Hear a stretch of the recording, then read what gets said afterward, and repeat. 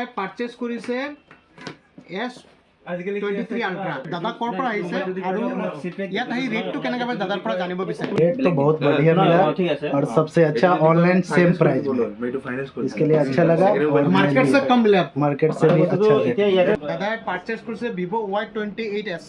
দাদা ইয়াতে mobile exchange কৰিছে দাদাৰ পৰা জানিব বিচাৰিম ইয়াত মোবাইল ৰেটটো কেনেকা পায় দাদাৰ পৰা জানিব বিচাৰিম। হাওড়াঘাট RD এণ্টাৰপ্ৰাইজত আহি আপোনালোকৰ মোবাইলটো দেখাই এক্সচেঞ্জ কৰি নতুন মোবাইল ল'ব পাৰিব।